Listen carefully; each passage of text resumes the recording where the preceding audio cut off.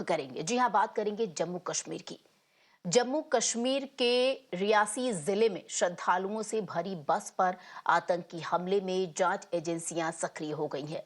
आतंकी हमले की पूरी जांच की जो प्रक्रिया, आपको बता दें, जल्द ही एनआईए अपने कब्जे में लेगी और घटनास्थल पर पहुंचकर जांच की प्रक्रिया को शुरू करेगी। इसके साथ ही इस पूरी घटना में आपको बता दें, अब तक 9 लोगों के मारे जाने की खबर की पुष्टि हुई है, जबकि कई अन्य जो हैं वो घायल बताए जा रहे हैं।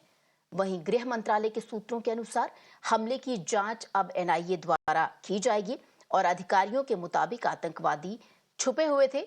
जैसे ही बस वहां पहुंची, उन्होंने बस को निशाना बनाकर ताबड़तोड़ गोलीबारी शुरू कर दी।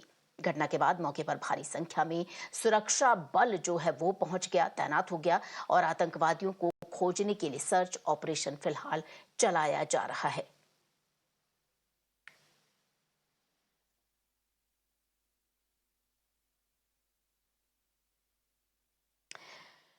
तो ये बड़ी जानकारी यहाँ पर आपको बता दें कि अब ये जो घटना हुई उसकी जो जांच की कमान है वो एनआईए जल्द अपने हाथ में लेगी। घटनास्थल पर पहुंचकर बारीकी से इस पूरी घटना की जांच की जाएगी कि आखिर सुरक्षा में सेंध किस हिसाब से लगी। और आतंकी जो थे, आपको बता दें, वो घात लगाकर बैठे हुए थे और जैसे ही ये श्रद्धालुओं से भरी बस जो है वो सामने आई, आपको बता दें, उसके बाद ताबड़तोड़ जो गोलीबारी है, फायरिंग है, उसकी घटना वो शुरू हो गई और बस में आग लगी और बस, आपको बता दें, खाई में जा गिरी, जिसमें कईयों के घायल होने की खबर सामने आ रही है। और जानकारी ये भी थी कि आतंकवादी शिवखोरी मंदिर को निशाना बनाने की योजना बना रहे थे। हालांकि इसके बाद मंदिर की सुरक्षा काफी बढ़ा दी गई थी, यानी मंदिर पर सुरक्षा व्यवस्था चाक चौबंद थी। वहां पर जब आतंकियों की दाल नहीं गली तो आपको बता दें, यात्रियों से ये जो भरी बस थी, श्रद्धालुओं से भरी बस थी, उसे अपना निशाना बनाया आतंकवादियों ने। हमारे सहयोगी प्रदीप दत्ता इस वक्त हमारे साथ जुड़ गए। प्रदीप, आप लगातार वहां से देखिए लाइव रिपोर्टिंग कर रहे हैं। आपकी कई रिपोर्ट्स हम तक पहुंची, जिसमें बस के पास से आपने भी रिपोर्ट किया। खासतौर पर अगर सर्च ऑपरेशन की बात की जाए, जहां बताया जा रहा था कि ये जो आतंकवादी हैं वो छुपे हुए हैं, क्या उस पर कोई लीड मिली है अभी तक सुरक्षा बलों को?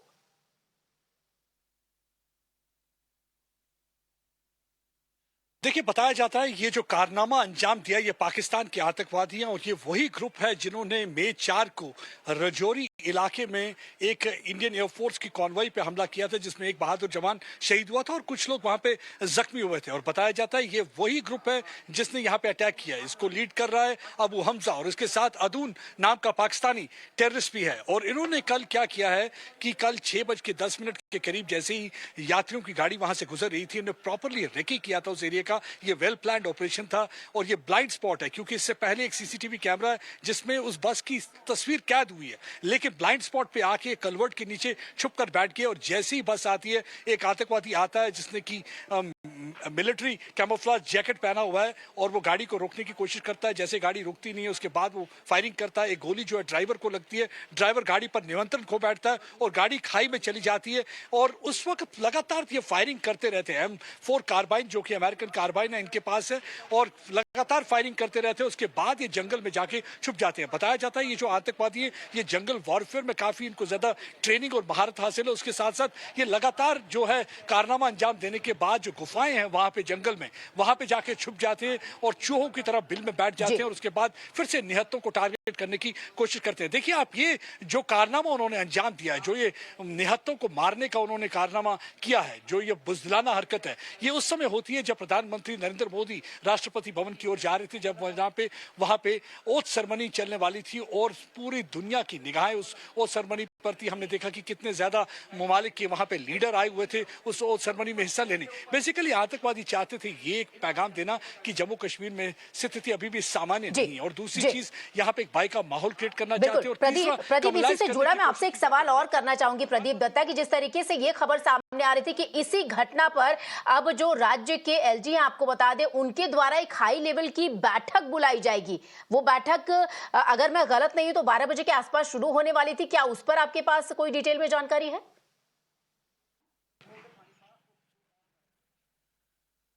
बिल्कुल, ये जो बैठक है, थोड़ी देर में बैठक शुरू होने वाली है और एलजी उससे पहले अस्पताल जाएंगे।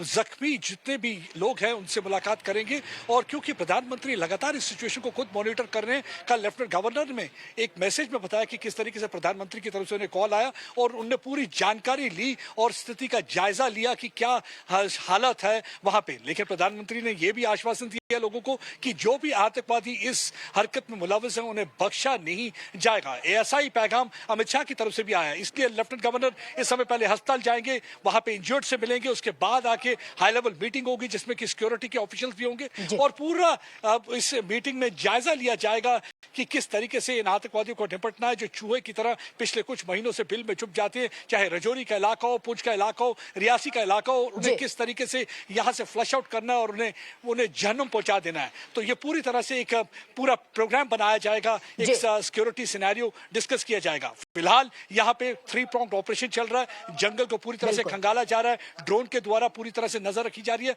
और एरियल सर्विलेंस भी हेलीकॉप्टर द्वारा हमने देखा थोड़ी देर पहले हो रही थी और पूरी तरह से कोशिश है कि जल्दी से जल्दी इन आतंकवादियों को मार गिराया जाए। लेकिन इसमें सबसे अच्छी चीज जो देखने को मुझे मिली कि इसके बावजूद, इस अटैक के बावजूद, मैं सुबह से देख चुका हूं कि 50 के करीब जो यात्री की गाड़ियां हैं, जो बाहर से आए हैं लोग, पर्यटक और यात्री, वो लगातार शिवखोड़ी की तरफ जा रहे हैं। लेकिन मतलब ये कि आतंकवादियों की गोलियों के बावजूद जो उनका जज्बा जुनून को वो कम नहीं कर सकते और वो वहां पे शिव जी के दर्शन करके वापस जाएंगे और मां वैष्णो देवी के वहां पे दर्शन करेंगे और माथा टेकेंगे और वहां पे अपने देश के लिए अमन, शांति और प्रेम और वगैरह के लिए दुआएं करेंगे। लेकिन जहां पर आतंकवादियों की बात करें तो पाकिस्तान के बारे के प्रदीप दत्ता, आपका बहुत बहुत शुक्रिया इन तमाम जानकारी के लिए। तो आपको बता दें कि जो श्रद्धालु हैं उनके मनोबल में किसी तरीके का हताशा फिलहाल नजर नहीं आ रही और साथ ही साथ आपको बता दें कि जो पूरा जंगल का एरिया, जिस तरीके से हमारे सहयोगी प्रदीप दत्ता लगातार बता रहे थे कि पूरे इलाके को छाना जा रहा है, खंगाला जा रहा है ताकि इन आतंकवादियों को जो सुरक्षा बल है उन्हें अपनी कैद में ले सके। बहरहाल साथ ही साथ आपको ये दिखा दें कि हमारे सहयोगी यवर ने फारूक अब्दुल्ला से बातचीत की, उनका क्या कुछ कहना है इस घटना पे वो भी सुने। An unfortunate incident that has unfolded yesterday in Riyasi. Your first reaction on this? I think it's a big tragedy for us. Big tragedy for us because they were ordinary people who had come to Shiv Khodi for darshan and asking for blessings. And they met this unfortunate death. We all condemn it. Not only me, but every person in this state is condemning this. We are not for terrorism. We will never be for terrorism. We'll continue to fight terrorism. And we have to be very careful now with this Amarnath Yatra being there. We have to be extremely careful.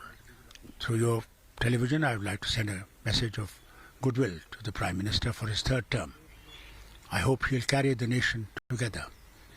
And all those rhetorics that have been done in the election will be forgotten. And that everyone and every person, what religion he belongs to, what region he belongs to, what language he speaks, that he carries them together to build a strong nation. A nation that can fight all this terrorism and every other episode that takes place in the nation, which is against our constitution. And I hope he will carry that constitution forward. And that is my best wishes for him. और कुछ और प्रतिक्रिया हैं वो भी देख लेते हैं। सर, जैसे ही हमें पता लगा कि गाड़ी का एक्सीडेंट हुआ है और सुनने में आ रहा है कि गाड़ी पे मिलिट्री ने अटैक कर दिया, तो हम भागे यहाँ से जहाँ पे आ गए। सभी लोग जो हैं मेरे साथ में तकरीबन 40-50 किलो करीब लोग आए। तो हमने जो जख्मी लोग थे उनसे जब पूछा तो उन्होंने बताया कि जैसे ही गाड़ी जो है ये कंडा से 200 मीटर आगे निकली है, जहाँ इस स्पॉट पे पहुंची है, तो एक मिलिटेंट ने ड्राइवर पे अटैक किया और उसके सिर में गोली लगी है। तो जैसे ही ड्राइवर के सिर में गोली लगी तो उसका संतुलन जो है वो खो गया और गाड़ी जो है खाई में चली गई। लेकिन उन्होंने अपनी फायरिंग करना बंद नहीं की और वो 15 से 20 मिनट तक बाद में भी फायरिंग करते रहे, जबकि गाड़ी जो है वो खाई में गिर चुकी थी। तो इन खबरों के साथ ही वक्त